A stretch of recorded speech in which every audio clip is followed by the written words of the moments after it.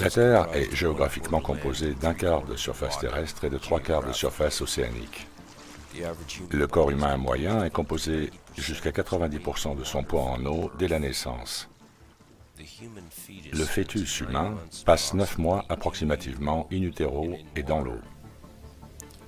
Tous les êtres vivants qui ont du souffle sont nés dans et ou à partir de l'eau. La Terre contient environ 368 billions de mètres cubes d'eau. Les humains, dans leur vie, utilisent moins de 10% des ressources mondiales en eau à tout moment. L'être humain moderne moyen utilise environ une centaine de gallons d'eau par jour, ce qui représente 5 fois son poids moyen, plus de 800 livres. L'être humain moyen en bonne santé peut boire jusqu'à 3 gallons d'eau par jour. Tous les mythes les plus anciens, les théologies et les cosmologies, parlent de la création comme émanant de l'eau. Toutes les lois, depuis l'Antiquité primitive, furent écrites pour réglementer séparément la terre et la mer. Les lois relatives à la terre sont devenues la loi de la terre, ou la loi naturelle, ou le droit commun. Les lois relatives à la mer sont devenues la loi de la mer, ou plutôt la loi de l'amirauté, ou la loi maritime, qui est une loi internationale, la même partout dans le monde, peu importe où vous allez.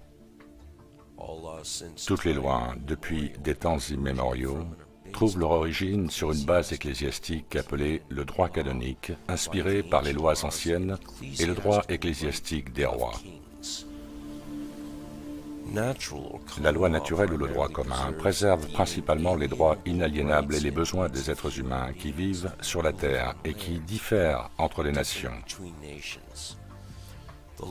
La loi de la mer, ou le droit maritime, ou loi de l'amirauté maritime, accorde principalement le droit légal à mener des activités de banque d'affaires, de corporation, de commerce international. Constatant qu'un être vivant ne peut pas vivre sur ou dans l'eau pour une période de temps prolongée, et que les océans ont été utilisés depuis l'Antiquité principalement pour voyager, la réglementation de la mer pour le trafic maritime marchand et le commerce par le droit est devenue nécessaire aux marchands des nations pour faire des affaires au niveau international.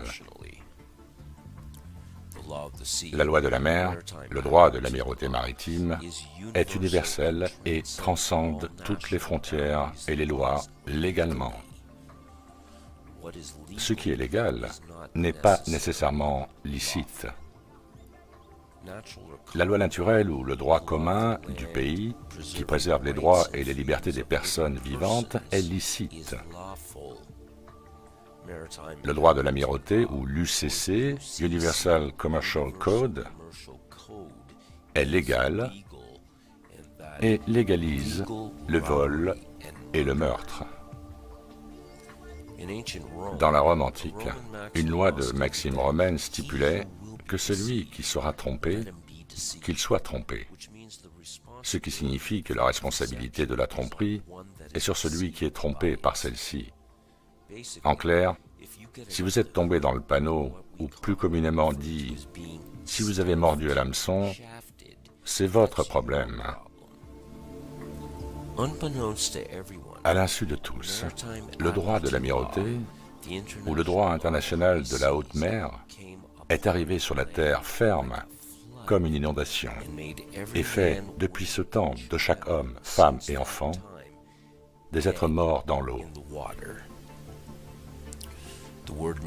Le mot maritime vient du langage proto-italique de mots comme mer, mare, marée et mari, qui tous signifient l'eau. Ces mots proto-italiques se retrouvent dans des mots comme commerce, marchand, maritime, mariage. L'eau qui coule via les courants dans les rivières est dirigée par leurs berges ou banques, banks en anglais. L'eau qui coule dans le monde du droit de l'amirauté maritime est l'argent, parce que l'argent représente l'eau. L'argent est currency, c'est liquide, comme dans liquidité. Money, ou mon œil, mono-eye, mono-œil, ou simplement un œil, est, dans les lois bancaires de l'amirauté, l'élément moteur, le cash flow du système de merchandising et de trafic. Pour naviguer dans ce monde fictif, il doit y avoir des bateaux. Les bateaux naviguent sur l'eau, sur les mers, et quand ils veulent accoster, ils vont dans un port. Lorsque vous branchez votre appareil électronique sur un ordinateur, vous le branchez via un port USB, un port Universal Serial Bus. Le monde de l'Internet est aussi métaphoriquement lié à l'eau. Nous avons le web profond. Et lorsque vous diffusez en direct sur les médias sociaux, vous diffusez votre émission en streaming. Lorsque le navire s'arrête dans un port, il passe par un canal pour arriver au quai, à l'endroit où le navire est attaché. Là, le capitaine du navire soumet au capitaine du port un manifeste d'accostage, une licence et un manifeste des marchandises et services fournis par le navire à quai. Le capitaine du port signe alors le manifeste affirmant que la cargaison est maintenant propriété de la circonscription, ce qui inclut le bétail. Tous les navires sont déclinés au féminin. La femme est un navire. L'homme est le fabricant. Un homme délivre son sperme dans un vaisseau. La femme, elle porte la cargaison. Le sperme et le travail durent 9 mois, jusqu'à la perte des os, et le sperme, dans la cale, emprunte le canal de naissance jusqu'au port d'entrée, la salle d'accouchement. Selon le Black's-Law Dictionary, l'hôpital était aussi une banque et une église. La femme ici a injecté un nouvel élément dans le stock de produits de l'amirauté maritime, dans la cargaison, le bétail. Un médecin détachera le navire de sa cargaison en faisant ainsi un produit, en coupant le cordon ombilical du navire ou du vaisseau et signera un acte de naissance, un manifeste de naissance, avec l'apposition d'un cachet sur la cargaison, une empreinte de pied ou une empreinte digitale dont l'encre représente le sang. Et après que les informateurs, qui sont vos parents, ont signé le manifeste, ce qui est clairement désigné sur le certificat lui-même, ceux-ci, les informateurs donc, informent le médecin que la cargaison, que le stock est maintenant livré et peut être réclamé par signature. Le médecin signe le certificat, ce qui fait de vous maintenant un disparu en mer, une commodité, une propriété, un stock de marchandises sous forme de cargaison, un produit non réclamé. Vous êtes maintenant légalement mort dans l'eau et votre nom apparaît en lettres majuscules sur tout autre document juridique. Et comme je l'ai dit, légal n'est pas nécessairement licite. Le mot capital, capitole, vient du latin caput, qui signifie crâne, et du mot El, qui est le nom d'après l'hébreu phénicien du dieu romain Saturne, que l'on peut trouver dans la Bible. Avec Capitole, nous avons la colline du Capitole. Golgotha, la colline du Capitole, est à Washington, D.C. César, dans l'Antiquité, a régné depuis une colline, tout comme les présidents, monarques et papes gouvernent depuis une colline. Un gangster peut tirer dans la tête de quelqu'un et dire « je l'ai capé », un euphémisme pour une balle ayant causé la mort à la tête. Le mot capitaine vient du mot capitole, qui signifie argent, money, Moinai, qui équivaut à l'eau, the current sea, la mer actuelle. Toutes les entreprises sont fictives.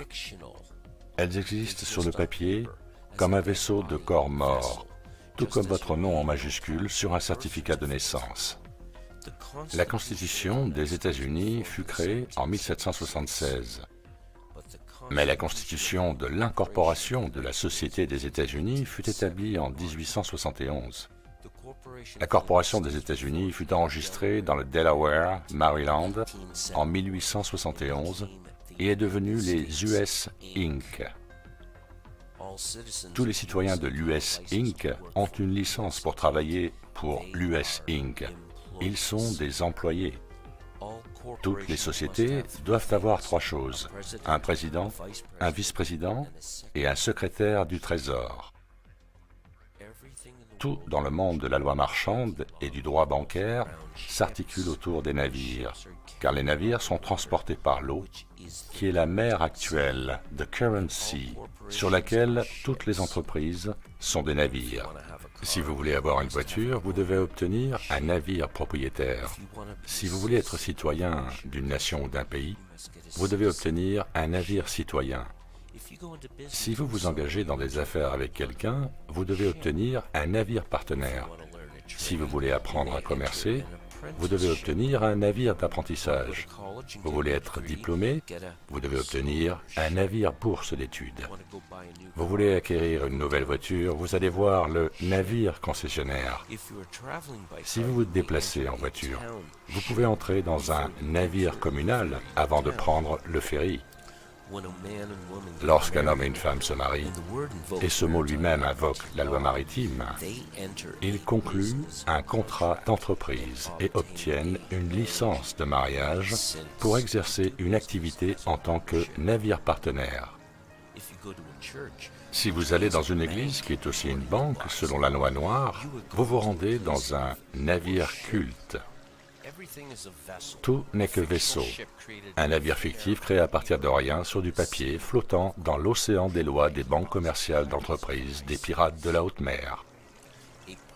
Une personne, selon le dictionnaire de la loi noire, est un monstre. Selon le droit canonique, Goyim, traduit de l'hébraïque des nations du Danube, signifie bétail scellé, animal, bête inhumaine. Selon des sources rabbiniques qui font autorité en matière ecclésiastique ou canonique, droit qui comprend des préceptes talmudiques. Les goïms n'ont aucun droit. Les lois de l'amirauté s'appliquent à l'autorité du capitaine, qui est l'amiral du navire.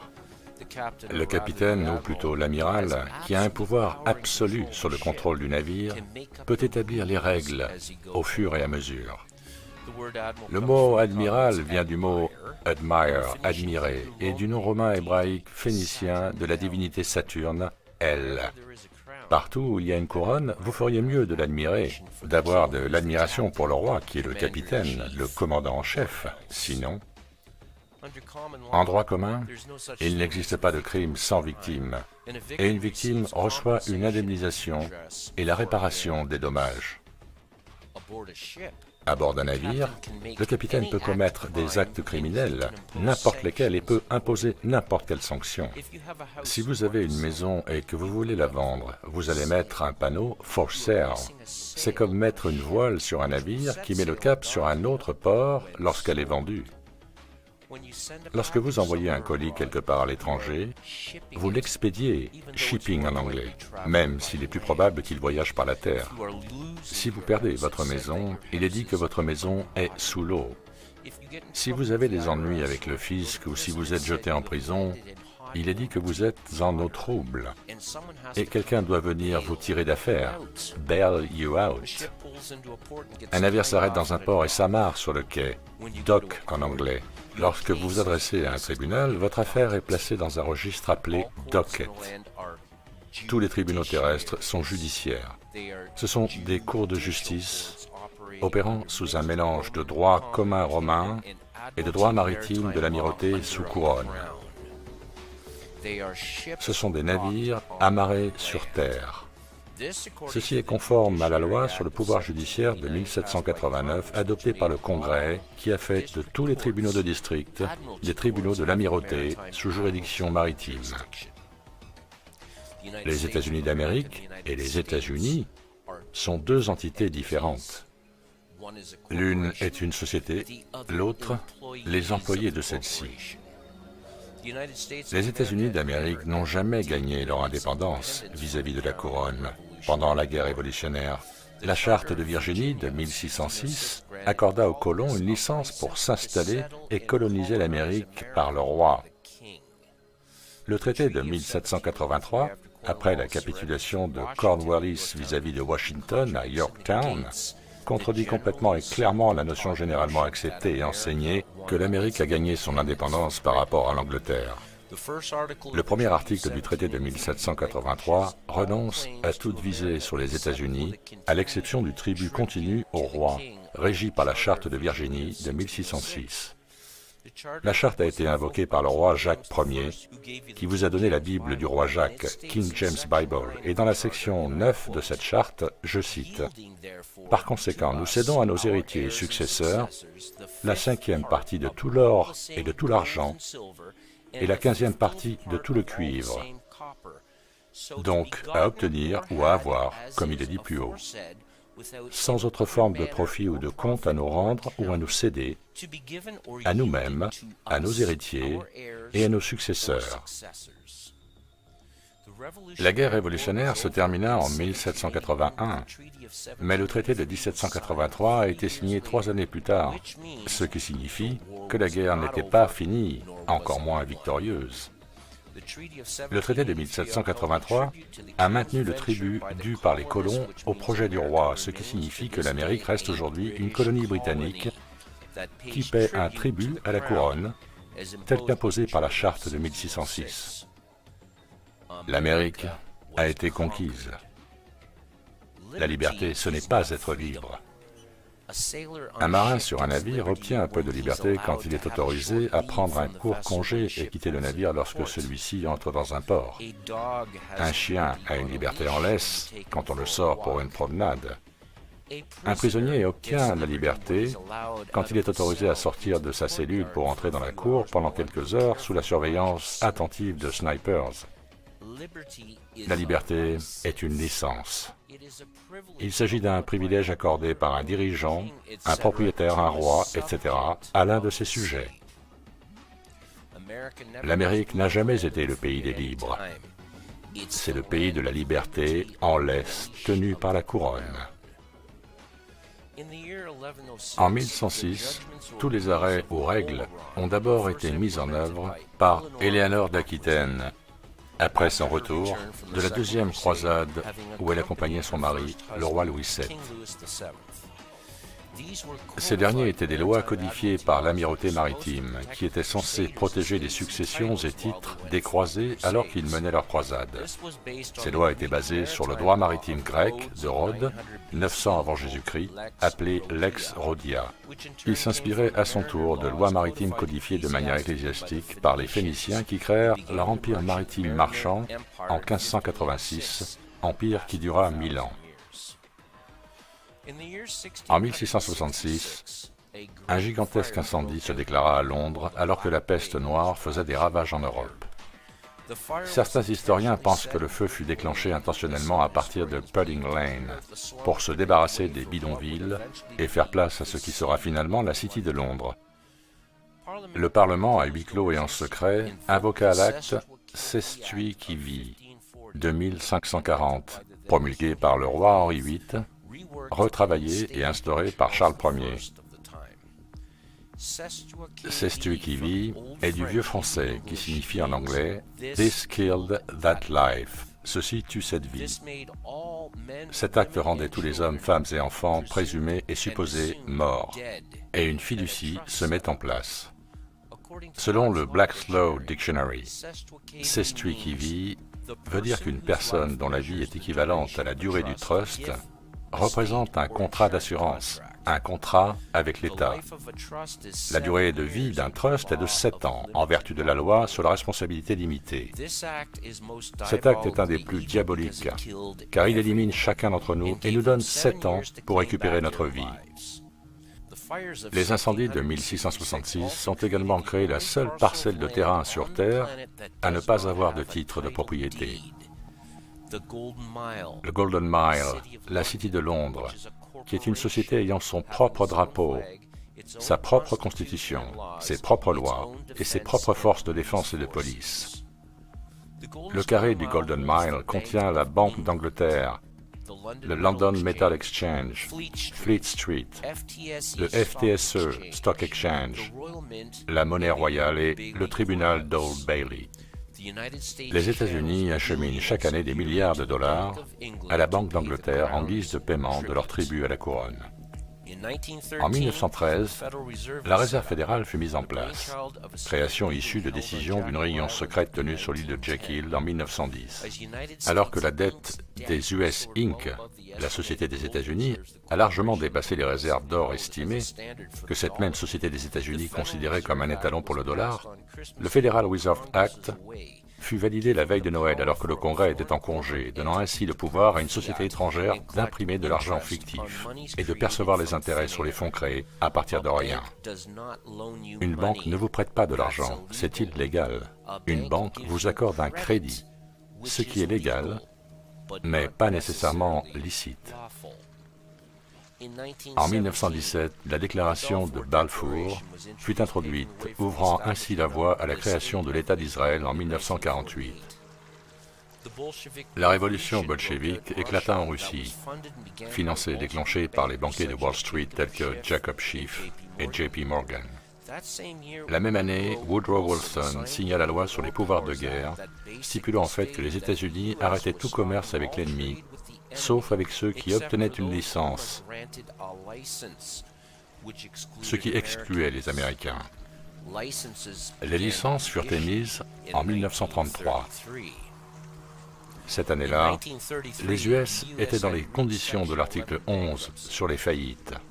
Le président Roosevelt modifia la loi sur les pouvoirs de guerre de 1917 et déclara tous les citoyens américains comme ennemis de l'État. Il y eut une déclaration d'urgence nationale le 9 mars comprenant une loi d'urgence plaçant tous les biens et ressources de pouvoir des US entre les mains du président par la loi martiale, ce qui est toujours le cas aujourd'hui. Ceci est renouvelé chaque année par décret. La Réserve fédérale commença à imprimer de la monnaie fiduciaire et l'œil qui voit tout fut placé sur le billet de $1. Tous les hommes, femmes et enfants nés depuis sont arrivés en tant que garantie collatérale vis-à-vis de la dette de la Corporation des États-Unis, en tant qu'esclaves et ennemis de l'État. Le solde de la dette par rapport à la garantie des collatéraux est déterminé par des guerres illégales menées pour le profit, là où la dette opposée à la garantie est équilibrée, ou plutôt là où le troupeau de moutons est tondu. Ce que tout cela signifie, mesdames et messieurs, est que vous êtes tous des esclaves et de la chair à canon pour la nation dans laquelle vous vous trouvez, et que vous vous soumettez aux gouvernants qui les dirigent. Vous avez été transformés en garantie pour les dettes nationales. Tenez compte de ceci lorsque vous entendrez parler de l'effondrement imminent de l'économie. Cela ne devrait pas tarder. Quand les dettes ne peuvent pas être payées, on dit que vous êtes en eau profonde, en eau trouble, et ceux qui s'y trouvent finissent généralement par se noyer. Shylock, selon Shakespeare, a demandé 1 livre de chair pour payer sa facture. Les propriétaires de US Inc. exigent la même chose selon les statuts de l'amirauté maritime dont nous dépendons. Le soleil ne s'est jamais couché sur l'Empire romain, et Rome est tout aussi vivante aujourd'hui qu'elle l'était il y a quelques milliers d'années. Vous n'êtes que des biens possédés et soumis à la couronne, que vous le vouliez ou non. Vous êtes tous considérés comme morts et non réclamés par celle-ci, qui, elle, vous a réclamé et vous a fait esclave.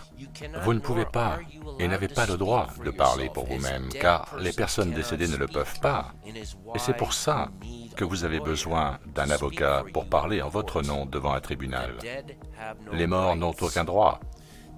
Tout ceci est basé sur le droit ecclésiastique ou canonique ancien, à la racine et au cœur. Lorsque vous montez à bord d'un navire appelé Église, qui est également considéré comme une banque au titre de l'amirauté maritime, et que vous y adhérez, le titulaire d'une licence et d'un enregistrement de pasteur ou de prêtre doit vous apprendre à rester obéissant au monarque, à la couronne. Parce que celui qui porte la couronne, qui est le monarque, est le chef du navire appelé Église, qu'il est le roi, le seigneur et le capitaine du navire appelé Église, et le pasteur ou le prêtre est un agent de la couronne. L'amirauté maritime, ou plutôt l'Universal Commercial Code, l'UCC, est la matrice qui, sous nos yeux, gouverne tout, car tout a été transformé en navire sur la mer du commerce des entreprises. Sans leur unique qui est l'argent, qui lui-même représente l'eau, tous les navires disparaissent en mer et ne peuvent donc plus naviguer sur cette matrice fictive qu'ils ont créée de toutes pièces. Il est maintenant grand temps d'organiser une mutinerie universelle.